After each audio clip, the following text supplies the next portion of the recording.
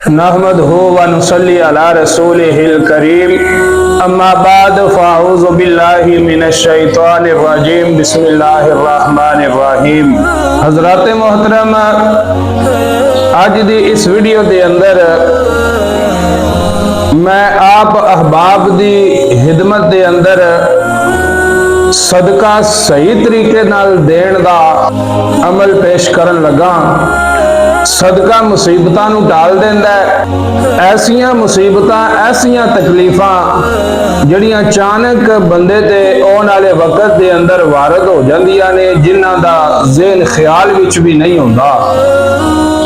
ऐसियां परेशानियां दे अंदर बंदा गिरफ्तार हो जाता है जिन्हां दे बारे बंदे ने सोचिया भी नहीं हुंदा। ऐसियां परेशानियां मुसीबतां तकलीफां तो नजात हासिल करने वास्ते इस वीडियो के अंदर मैं जड़ा तरीका दसन लगा सदका देने का, अगर कोई भी बंदा उस तरीके नाल सदका देगा, इंशाअल्लाहुल अज़ीज़ जड़ियां आने वाले वक्त के अंदर अचानक बंदा परेशानियां दे अंदर गिरफ्तार हो जाता है, उन्हां तो खालिक़े कायनात उस बंदे नूं महफूज रखेगा। असल तरीका सदका देने का यह वे, और इस तरीके नाल दिते होया सदका बंदे नूं जादू जिन्नात तो भी महफूज रखता है। जिन्ना मर्जी जोर ला ले, बड़े बड़े पहुंचे हुए किसी आमल कोलो कोई तवीज़ करवा देवे ते इस तरह एक साल च एक बारी बंदा सदका दे ले ते बिल्कुल कोई तवीज़ असर नहीं करनगे।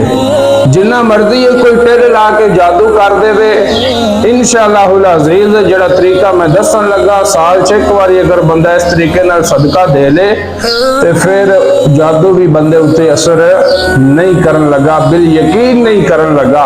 1 किलो गोश्त वड्डा लैना, 1 किलो वड्डा गोश्त का इको पीस होना चाहिए। ये नहीं कि छोटियां छोटियां बोटियां करवा लेनियां ने, नहीं, सिर्फ इको पीस वड्डे गोश्त का बगैर हड्डी तो लैके साफ सुथरे कपड़े लैके वाशरूम अंदर चलिया जाना है। अपने कपड़े उतार के वो गोश्त का टुकड़ा सिर दे वाला तो लैके पैरों के नाहना तक सारे जिस्म उत्ते मल के साइड ते रख देने, ते जेड़े कपड़े नाल लैके गए सा उन्हां कपड़ियां नूं पा लेना, भी जेड़े कपड़े लाए ने उन्हां नूं नहीं पाना। बाहर आ जाने, इशा की नमाज तो बाद ही अमल करना है, और इशा की नमाज तो बाद ये अमल करके फिर खुले आसमान के थले भावें कोई चारपाई बिछा लवो, भावें कोई भी तरकीब बना लवो, और कपड़े ठप के रख देने ने, नाल गोश्त का टुकड़ा भी रख देना है जिसनों जिस्म दे उत्ते मलिया सी। सारी रात खुले आसमान थले पिया रहे। सुबह उठ के एक मरतबा, सिर्फ एक मरतबा सूरह यासीन की तिलावत करनी है।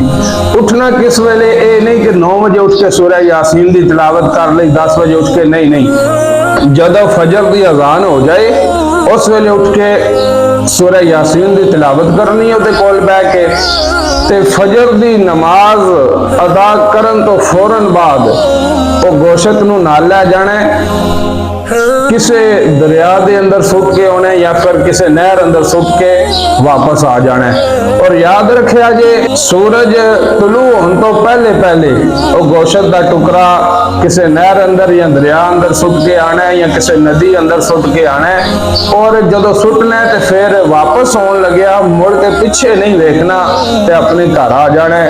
और जेडे कपड़े गोश्त के नाल रखे सन, उस गोश्त के टुकड़े के नाल जेडे कपड़े रखे सन उन्हां कपड़ियां नूं धो के इस्तेमाल कर लेना। अगर चारपाई ते गोश्त रखिया सी ते उस चारपाई नूं भी धो के इस्तेमाल करना है। इस तरीके नाल यकीन करो, साल च एक बारी जेड़ा बंदा भी सदका करदा है, अगर पूरा साल कोई बंदा तेल ला देवे, इंशाअल्लाहुल अज़ीज़ इस अमल दी बरकत दे नाल कोई जादू नहीं उस बंदे उसे असर करेगा।